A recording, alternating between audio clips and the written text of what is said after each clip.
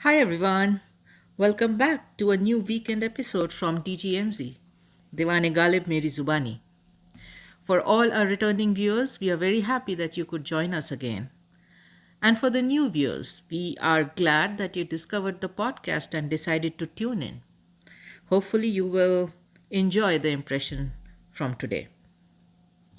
So, if you were with me in the last episode, you would know that currently we are going through Ghazal 19 from Diwan-e-Ghalib. In the last episode, we had covered the first two couplets of this Ghazal. In the Diwan, the Ghazal has 5 couplets. We are going to cover the next three couplets today. As always, I will read the Ghazal, but not the entire Ghazal. If you want the narration of the entire Ghazal, I request you to access the Ghazal 19 episode 1. Today we are going to go only through the 3 couplets we will cover today. So this is how it goes. Maana-e-Vahshat, Maana-e-Vahshat, Khiraami-Haa-e-Lailaa कौन है? माना-ए-वहशत खिरामियाए-लैला कौन है? खाना-ए-मजनू-ए-सहरा-गर्द बे-दरवाज़ा था।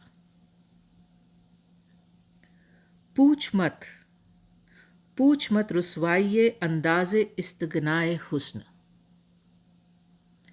पूछ मत रुसवाई-ए-अंदाज़-ए-इस्तिग़ना-ए-हुस्न, दस्त मरहून-ए-हेना, रुखसार रहन-ए-ग़ाज़ा था।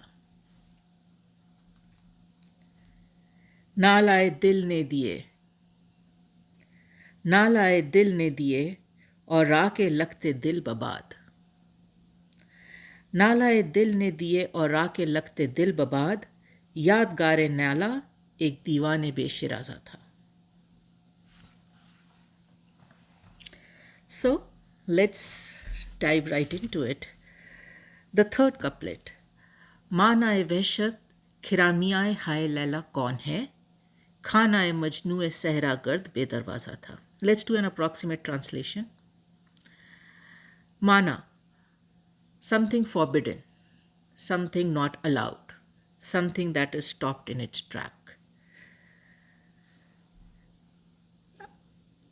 Now, to just get the sense of this word a little better, let's go through a few other sher from other poets. Now, this one is from Ghalib himself. माना-ए-दश्त नावर्दी कोई तदबीर नहीं, एक चक्कर है मेरे पाँव में जंजीर नहीं. So the approximate translation is that the plan of stopping me, of forbidding my wanderings in the desert of wilderness is not a good plan.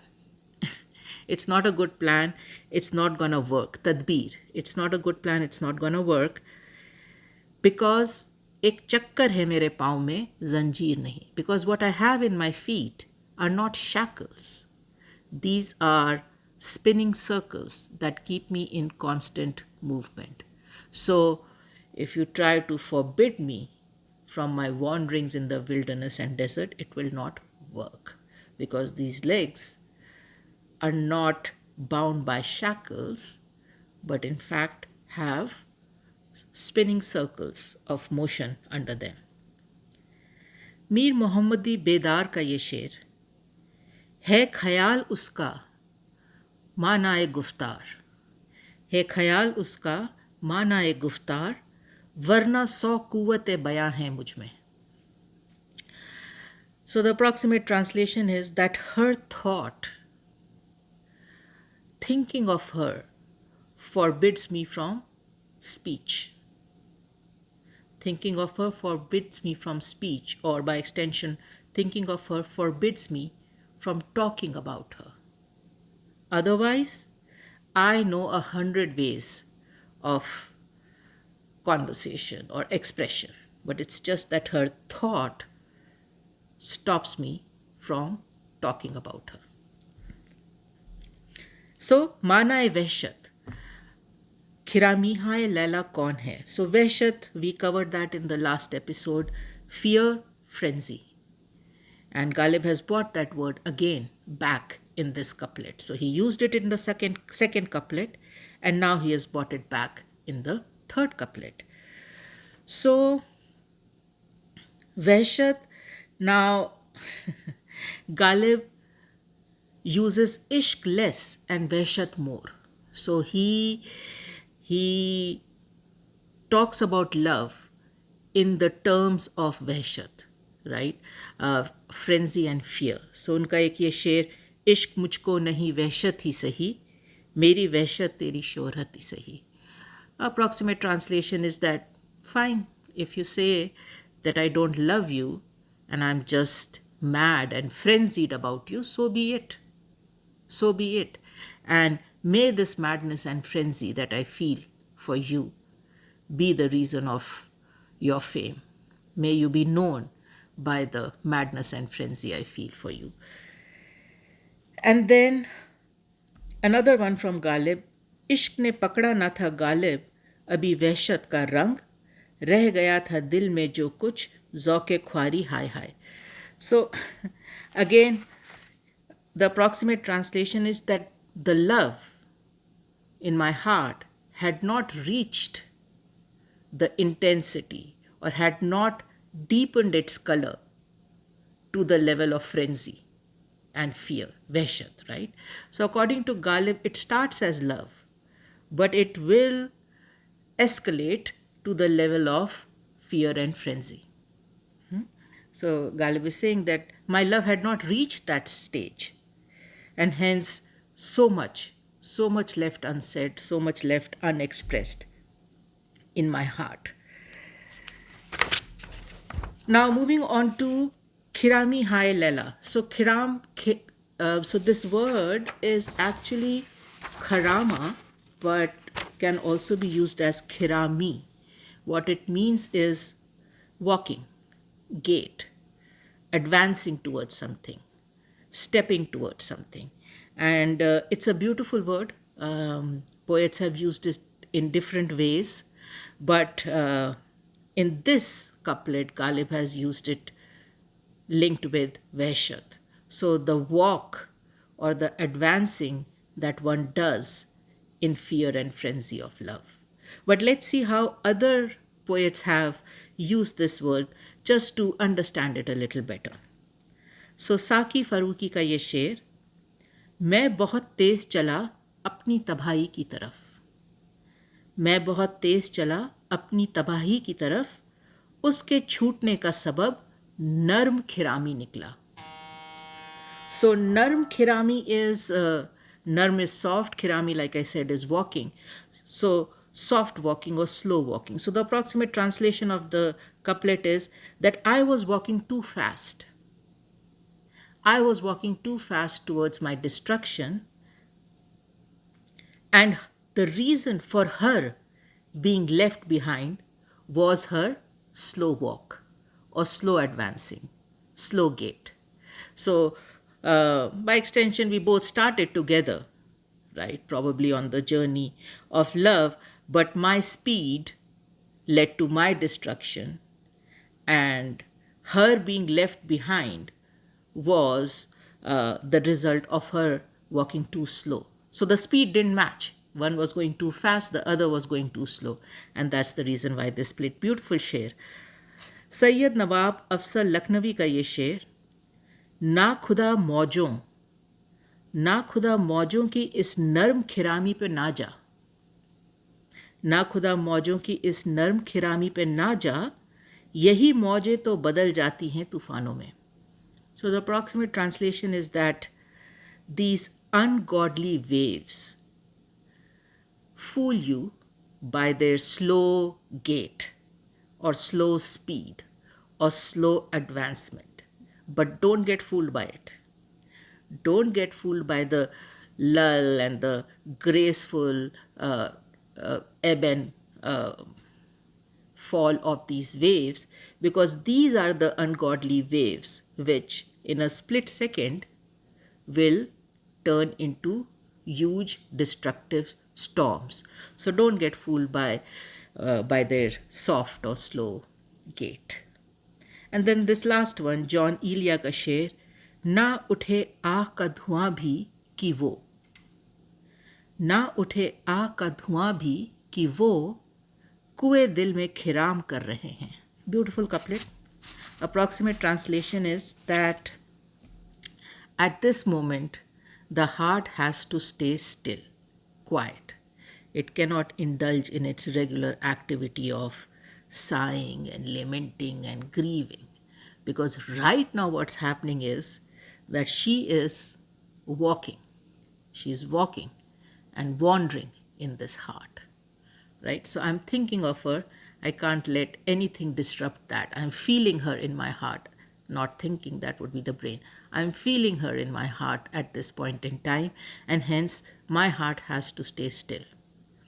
She's walking in my heart. So you can see that this word is used sometimes to express somebody walking too fast, sometimes somebody walking too slow, sometimes somebody walking in a deceitful way wherein it seems slow but they will switch pace at the drop of a hat. So yeah, it's a beautiful word, and what Ghalib is using it for is Vahshat-Khiraami-Haa-e-Lailaa kaun hai? Who is, so the translation is, who is forbidding or stopping Laila's walk of fear and frenzy?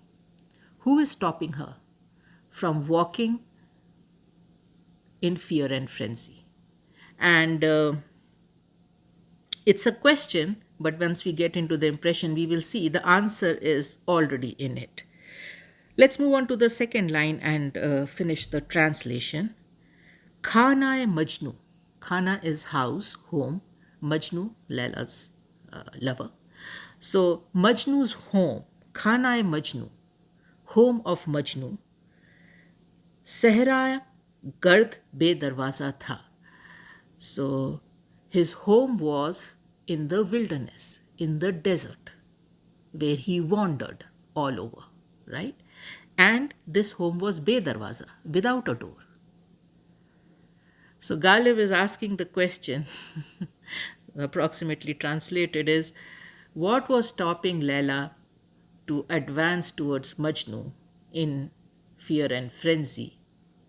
Because at Majnu's end, his house had no doors. So what was stopping Laila from reaching Majnu, walking to him in Vahshat? So that's the approximate translation. That is the approximate translation. So for the impression, it seems as if Ghalib is comparing the passion and madness between Laila and Majnu, or of Laila and Majnu. So this is established that they both loved each other equally, irrevocably, right? There is no doubt about that fact. They are the immortal lovers. But Ghalib in this couplet is trying to say that there was a difference in the level and intensity of madness and passion in their love for each other. And by extension, Majnu had it more than Laila. Now, in his unique style, Ghalib is insinuating. He is insinuating that the passion and madness in this immortal love affair was bought by Majnu primarily, and not Laila. Laila, despite the fact that she had reciprocal love, did not probably take that ek Qadam Vahshat ka, right? And we have covered that in great detail in the last episode. And this is how probably this couplet gets tied to the second couplet. Just for your information, right? This is a ghazal. And the biggest difference between a ghazal and nazm is that a nazm would follow a single theme or topic throughout its couplets. This is not a nazm.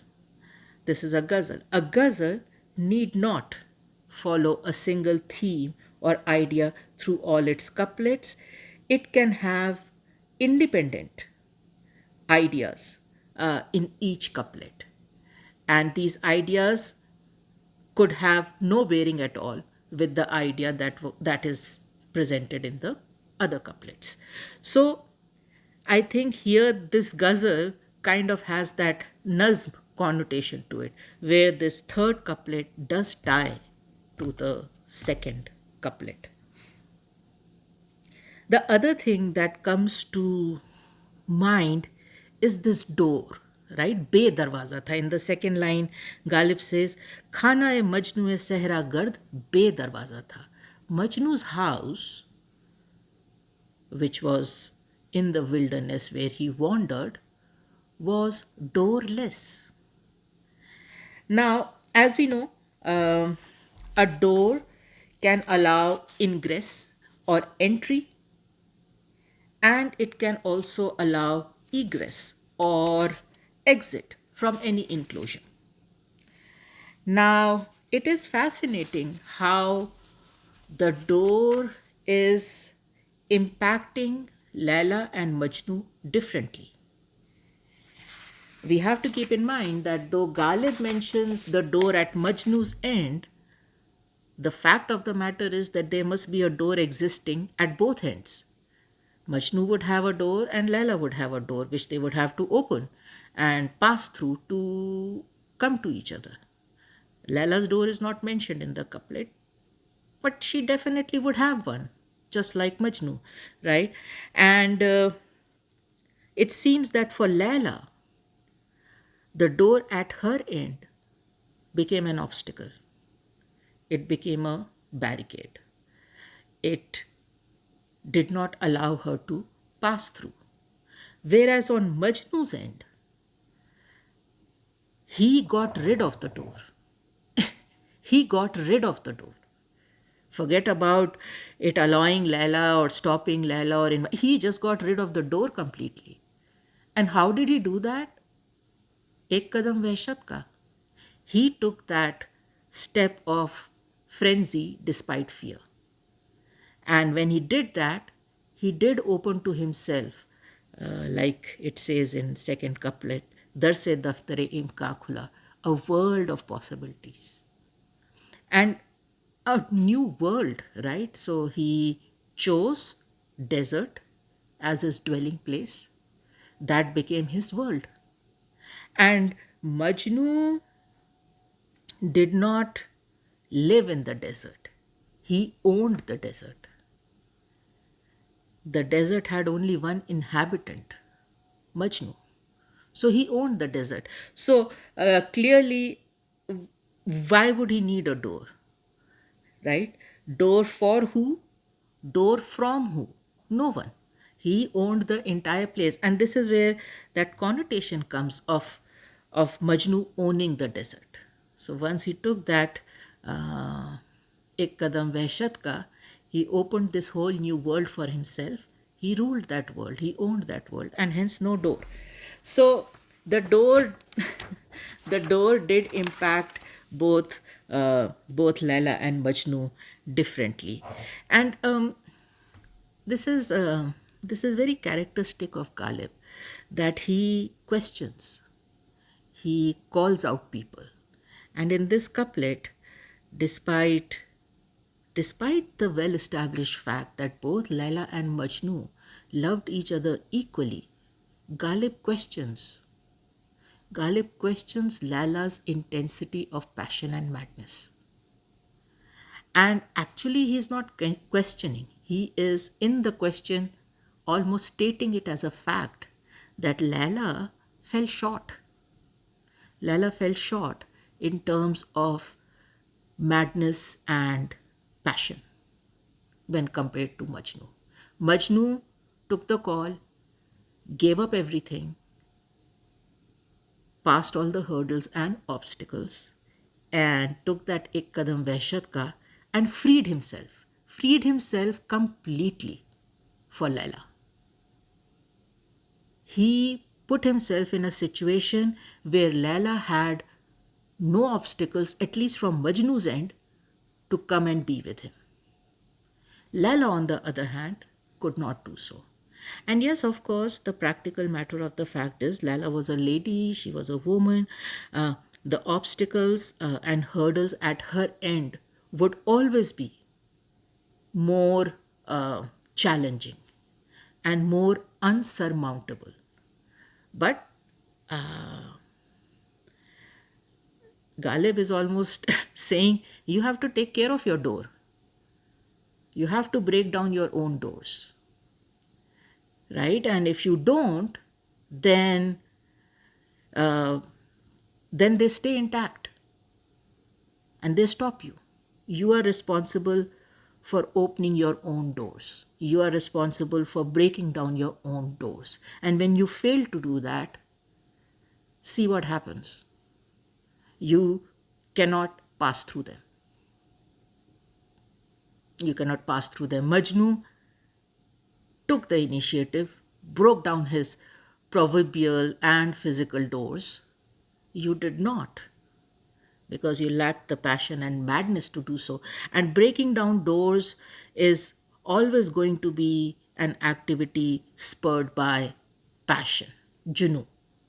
There is no logical calculation or logical way of tearing down something put together by society and traditions and culture is never going to be something that you can justify, at least at that point in time, right? It will always be considered something out of the normal, something where you have thrown caution to the wind and rules and regulations to the wind, and you are being an outlaw, right? So almost seems that Ghalib is holding this against Laila. that since you hesitated, as far as that ek Qadam Vahshat ka, you throughout your life had to stay behind your doors, vis-a-vis Majnu, who did not hesitate and broke down the doors. Now, did Majnu breaking down the doors help in any way? No. They still couldn't meet. The door should have been broken down at both ends for them to unite. But since one of them could not match the intensity, the barricade stayed intact and they could not meet. And it is said Laila Majnun never met. Once they were separated during their school years, there is little to no evidence of them ever meeting. Maybe once or twice, but otherwise they stayed separated till their last breath from each other. Okay, let's move on to the next couplet. पूछ मत रुसवाई-ए-अंदाज़-ए-इस्तिग़ना-ए-हुस्न, दस्त मरहून-ए-हिना, रुखसार रहने Gaza था. Let's do a quick translation. पूछ मत, don't ask me. Ruswai, the disgrace, the dishonor.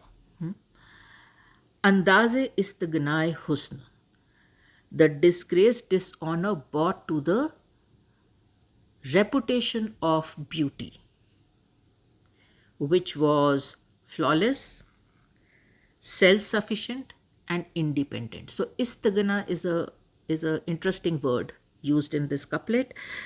It means something that is able to stand in its own, on its own, without any support, does not need anything. It is self-sufficient. It has no dependency on anything. It stands on its own. So beauty is such a thing, is what Ghalib is saying. So pooch mat ruswaiye in andaze istighnae husn, do not ask me how disgraced and dishonored beauty's ability to stand on its own self-sufficiently was, right? Do not ask me how disgraced and dishonored this quality of beauty was when, that is the second line, dast Marhuun-e-Heena, the hands pawned themselves to henna in exchange for beauty. And henna, as you know, is this plant-based pigment. It is used to draw intricate designs on hands and feet. And once they are washed off after a certain time, a beautiful red color, right? So the hands pawned themselves to henna in exchange for beauty. And Rukhsaar Rahn-e-Ghaaza tha, the cheeks pledged and mortgaged themselves to rouge in exchange for beauty. So the approximate translation of the entire couplet is that do not ask me to detail to you the disgrace and dishonor that was brought to this self-sufficient, independent quality of beauty when the beloved pawned, mortgaged her hands in exchange for the beauty bought on by henna on the hands, and pawned her cheeks to rouge, that red colored powder to color cheeks, in exchange for beauty for her cheeks.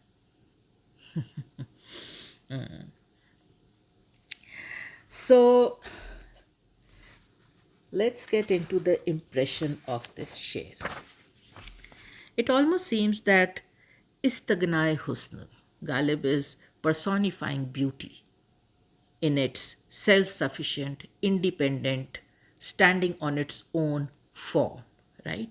But under that pretext of Istighna-e-Husn, Ghalib is actually expressing his own distaste for artificial beauty enhancers used by the beloved.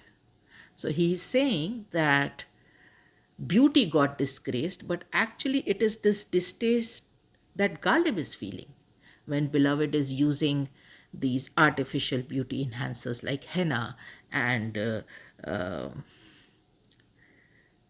Gaza, right? The powder. So here are the three messages that come through to us in this couplet. First and foremost, without even saying it, with Ghalib it was equally about the unsaid as it was about the said, right? So without even saying it, Ghalib is establishing firmly the fact that the beloved is the most beautiful thing Ghalib has ever known. And even the beloved herself can do very little to none in terms of enhancing her beauty in Ghalib's eyes. So according to Ghalib, you are the most beautiful as you are. And there is nothing you can do to make yourself even more beautiful because you're already the most beautiful as you are. As you are. And this brings to mind that quote from H.G. Wells, right? Beauty is in the heart of the beholder. So what Ghalib is perceiving of the beloved is the most beautiful thing. The beholder decides how beautiful you are.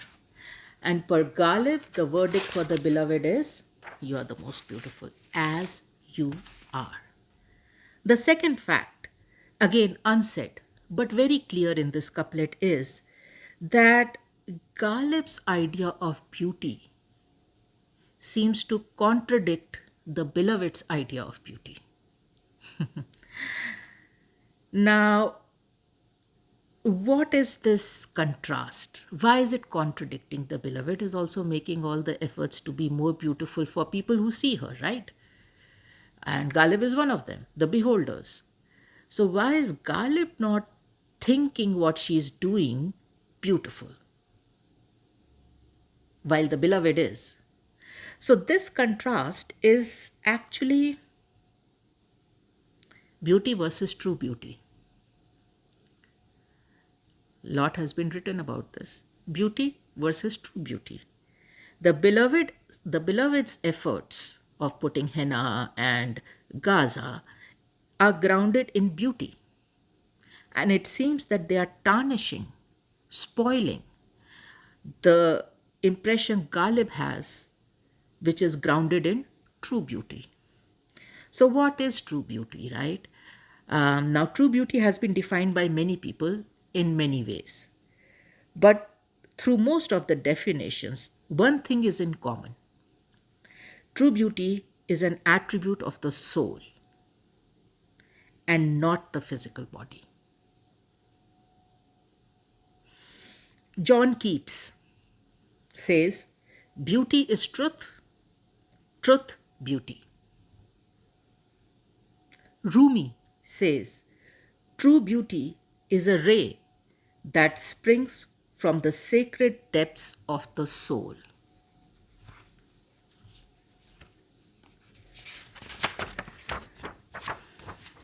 Khalil Gibran says, beauty is not in the face, beauty is a light in the heart. Again, another one from Khalil Gibran. There is no standard of beauty but the beauty of the heart. Mahatma Gandhi. True beauty lies in purity of the heart. So we can see that there is a difference in the definition of beauty and true beauty, and probably that is the contradicting thing here in this couplet, where the beloved is still focusing on the physical beauty, and Ghalib has already advanced to a level where he looks at beloved from the true beauty perspective. And of course, true beauty stems from the soul. No amount of henna, Gaza, or for that matter, any cosmetic will increase or decrease it, right? And that is what is irking Ghalib. That is what is bringing a distaste in Ghalib's mouth. That when you possess true beauty, right, when you possess Istighna-e-Husn, a beauty that is self-sufficient, a beauty that is independent of anything, why do you have to go ahead and do all this? Now, makeup industry would be would be challenged by this couplet, but Ghalib is very clear.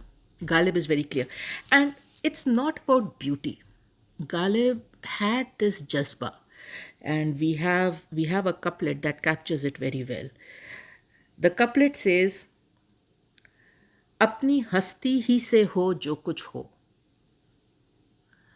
अपनी हस्ती ही से हो जो कुछ हो, आगाही गर नहीं गफलत ही सही.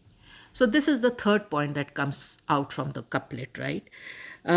This freedom, this independence from enablers, embellishments, additives, boosters. Ghalib holds this freedom and independence in high regard.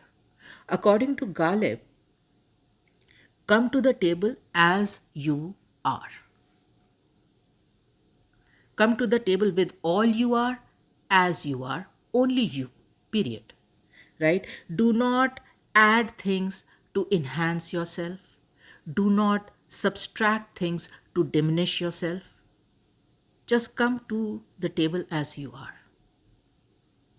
And that is what that couplet is, right? अपनी हस्ती ही से हो जो कुछ हो, आगाही गर नहीं गफलत ही सही.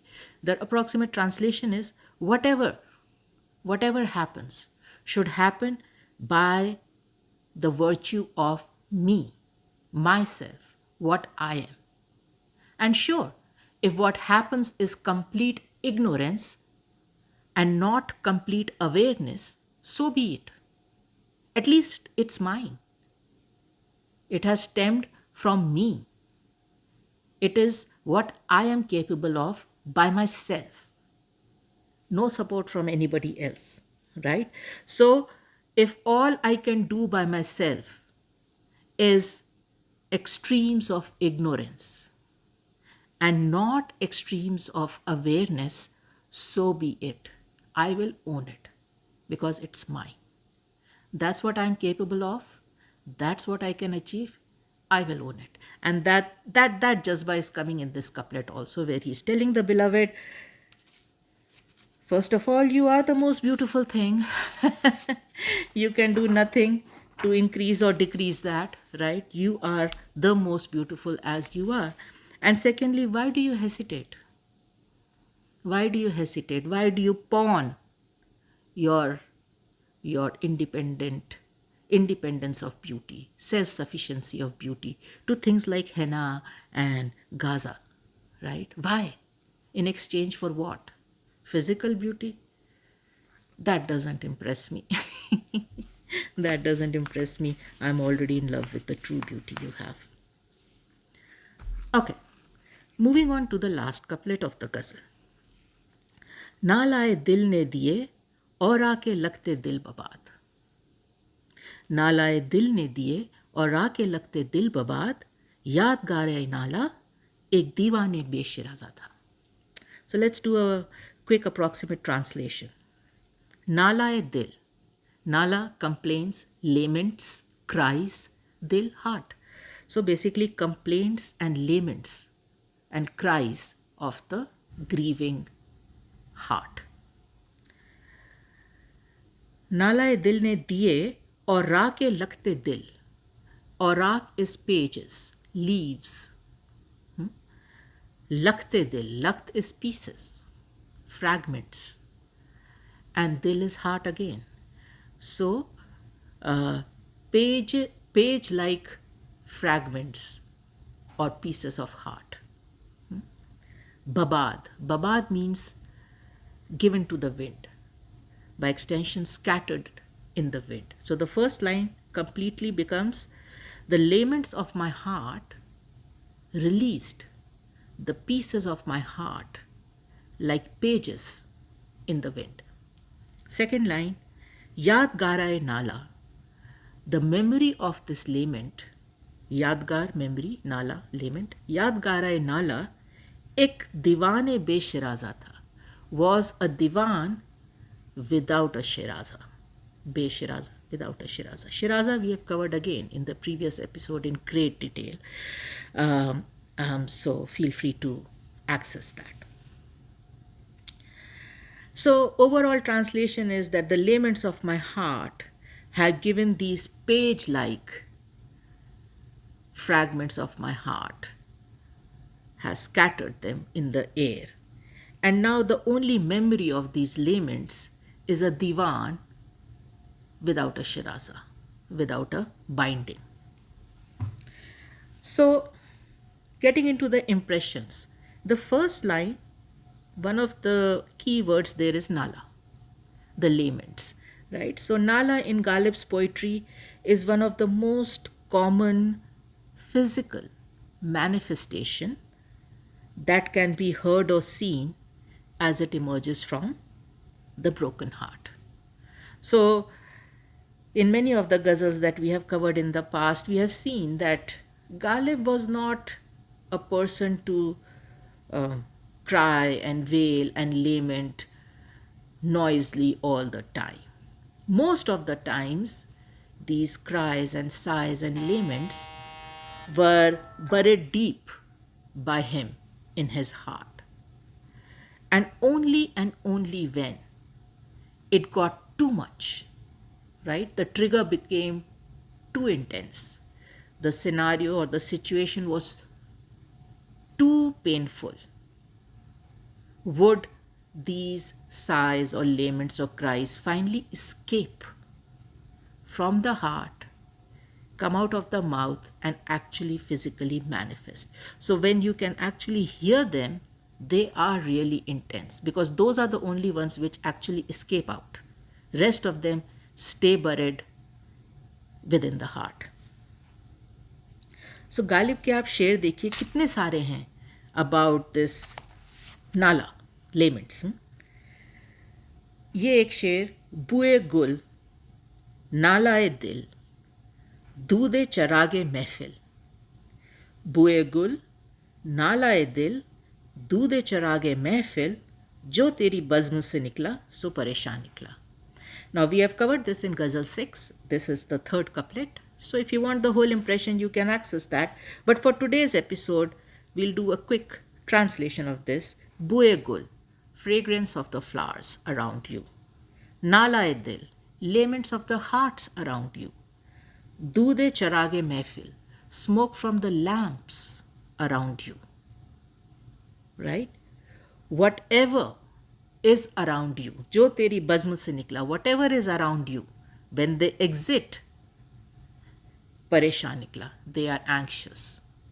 They are anxious because once anything comes in your vicinity, it is not easy to leave. And if you have to, that's a very distressing, anxiety ridden experience.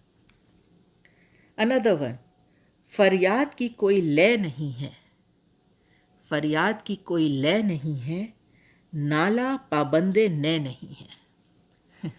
So the approximate translation is that the requests from the heart do not follow a set tune or musical pattern. The laments from the heart are not controlled by a lute or a musical instrument. By extension, the requests from the heart or the laments from the heart, they follow their own music. They follow their own tune. They have a mind of their own. You can't control them. You can't force them into a timing or a pattern. They will come out when they want to come out. They will come out as they want to come out. Just the helplessness, right? He's capturing. Because, like I said, once these things physically manifest, they manifest physically only because the person has become helpless and cannot control them anymore and cannot subside them or hide them anymore. That's when they manifest. They seem to have a mind of their own. The intensity becomes so much that they seem to get a mind of their own, and they will come out, and you will be sitting helpless, unable to stop how they come out, when they come out, what intensity they come out with, in front of whom. You can't control it. So it's that helplessness that is captured so well in this couplet. And then this one again, a Ghalib Sher. Just see the various ways he has used this lament and cry from the heart. Now this Sher is, कहता है कौन नालाए बुलबुल को बेअसर, कहता है कौन नालाए बुलबुल को बेअसर, पर्दे में गुल के लाख जिगर चाक हो गए. Beautiful couplet. The approximate translation is, the scene is that of a garden, right? Bulbul is a specific bird, but for today's purpose, birds, right? So when the birds lament and sing songs of lament, who says that these are ineffective, right? Who says these are ineffective? If you were to peep or look inside the hearts of the flowers, you will realize how impacted they are by these lament songs the birds have been singing. Because it is said that if a lament emits from a pure heart that is genuinely grieving, genuinely loving, genuinely hurting, it will not go ineffective. It will hit its mark. Sometimes late, but it will. It will hit its mark. And then this last one, अंदाज़े-नाला याद हैं सब मुझको परसद, अंदाज़े-नाला याद हैं सब मुझको परसद, जिस दिल पे नाज था मुझे वो दिल नहीं रहा. Beautiful couplet. The approximate translation is, yes, I still remember all the ways these laments manifest, right? I do remember that. But it's just that the heart has changed. It's not the same heart. So probably by extension, initially the heart used to react to everything, hurt at everything, cry at everything. But the continuous disenchantment, the continuous disillusionment has just rendered the heart this stone-like quality. It's become too much. The heart is broken, the heart is shattered. It doesn't even cry anymore. Forget about wishing and longing for good things. It doesn't even have the energy or the essence left to cry anymore. So that is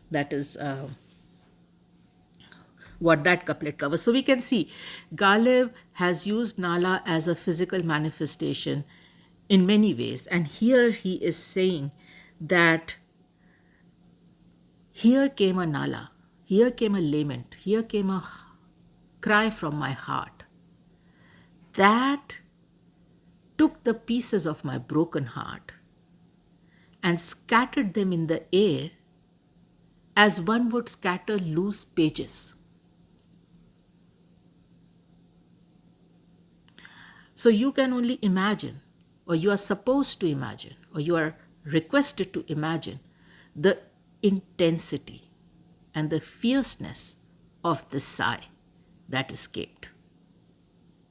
First of all, any sigh that escapes is intense.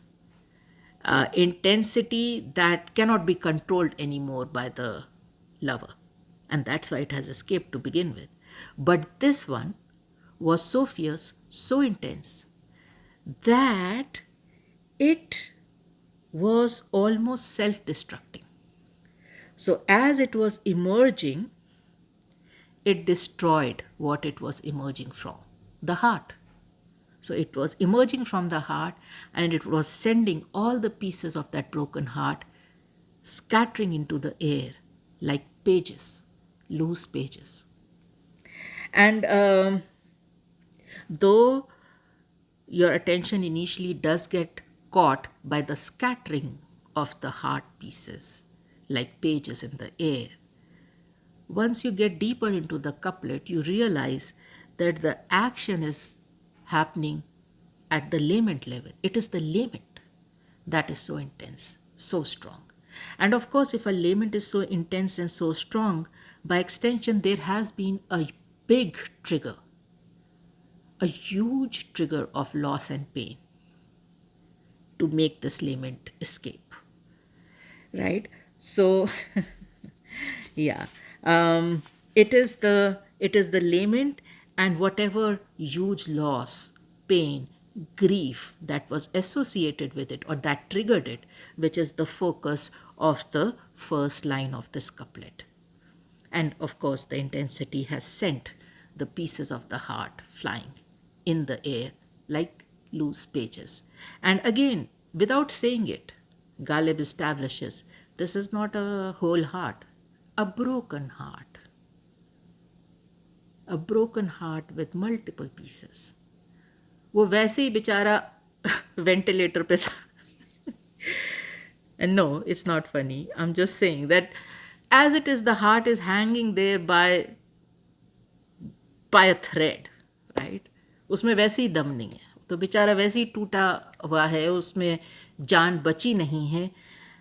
In comes this one strong lament instigated by some huge loss or grief, and the heart just scatters like loose pages, just flies all over the place and is over. It's over. The lament, while emerging from the heart, has destroyed the heart. Now, in the second line, he says, Yaad-Gaar-e-Naala, the only memory of that lament. Bas, बोला है ना बाद में एक दीवान-ए-बे-शिराज़ा था. So, Yaad-Gaar-e-Naala, the only memory of that lament, and by extension that loss or grief that caused that lament, is एक Diwan-e-be-Shiraaza.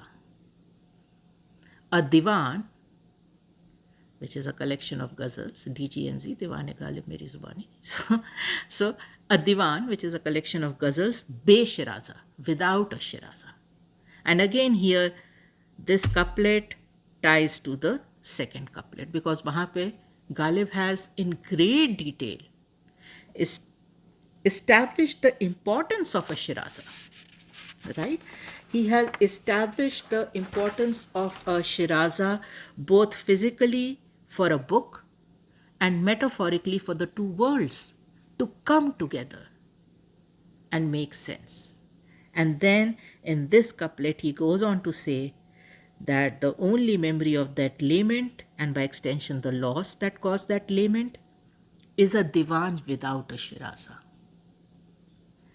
A divan which is chaotic, scattered, uncompiled, senseless. Because without a Shiraza, that's how you are. just loose pages scattered here and there. Now, when I was going through different impressions of different authors, right, who have got into this ghazal and explained it, one of them did mention that this couplet is probably connected to the mutiny in 1857, which Ghalib witnessed. And it is said that Ghalib lost a lot of his divans and writings during that mutiny. So maybe this couplet is inspired by that loss. But I have no way to check that or verify that. But it does seem like a plausible scenario. And we know that, I say plausible because we know that Ghalib presented a detailed account of his misery and plight during the revolt of 1857. And he did this in a diary, sort of a diary titled Dastanbu. And in this, he has detailed the difficulties and challenges of those 15 months of revolt and mutiny, which started somewhere around 11th May 1857 and went on till 30th July 1858. As soon as the mutiny started, the British government stopped his pension and then never reinstated it till Ghalib's death. There was, in Dastanbu, Ghalib details the actions, heinous crimes, acts, violence, both by the Indian soldiers and then by the Britishers in retaliation. And the Britishers' revenge or violence was most intense towards Muslims because Mughal Empire, right? Now, Ghalib in Dastanbu details that though nobody actually physically came and looted and plundered his house, he lost a lot of his valuables, including his works. And probably these were all work in progress poems and ghazals and writings, which later down the line would have been compiled to form a divan. And that is why so beautifully he says, right, Diwan-e-be-Shiraaza. So probably there were a lot of writings, there were a lot of ghazals, poems, etc. But he had not compiled them. They had not been published. So they were scattered all over the place. And we also know for a fact that Ghalib fans would have been deprived of almost half of his poetry if the handwritten copies of his earlier divans had not been found, many posthumously after his death. So it is a fact that Ghalib wrote a lot, but it was scattered. He never either got the opportunity or the time to compile. In fact, some say that when he did compile his divan, it did not do very well because most of the people didn't understand it. It was way ahead of time, way complex in its thought and diction for average people to understand it. So I think this couplet, though it talks about the laments of the heart and how they destroy the heart itself when emerging from it, that Diwan-e-be-Shiraaza is another story altogether. That circumstances changed so drastically for him during this mutiny and revolt that there was loss of his work. And this is Ghalib, so probably he could recapture whatever he had lost, but it's still a loss. How much can you remember? If you have lost writings and poems and notes and, it's a lot of work down the drain because you never got the opportunity to either publish it or put it together and compile it in a divan. So that completes Naala-e-Dil ne diye Auraaq-e-Lakht-e-Dil Ba-Baad, Yaad-Gaar-e-Naala ek Diwan-e-be-Shiraaza tha. That brings us to the end of this ghazal. I hope you enjoyed the impressions. If you did, do like. More importantly, share your comments on feedback on the ghazal. Now, as I always remind the new viewers, if you have joined the podcast today for the first time, strong recommendation to access the Introduction to DGMZ episode, because that will give you a good insight into the motivation and inspiration behind this podcast. What are we trying to do here? For your awareness, we have two playlists. One playlist consists of all these ghazal episodes, weekend episodes, where we get into one ghazal at a time every week from Diwan-e-Ghalib. The second playlist is of bonus episodes. These episodes are still around Mirza, around Urdu poetry, events at DGMZ, but not the ghazal impressions. So access both the playlists and enjoy whichever episode appeals to you. Also, I wanted to let our viewers know that if you have been with DGMZ, you know that in the ghazals we have covered, we have come across Laila Majnun's story many times, including today's ghazal. Right? And I'm sure this is not the last time Ghalib is going to refer to Laila Majnun in one context or the other.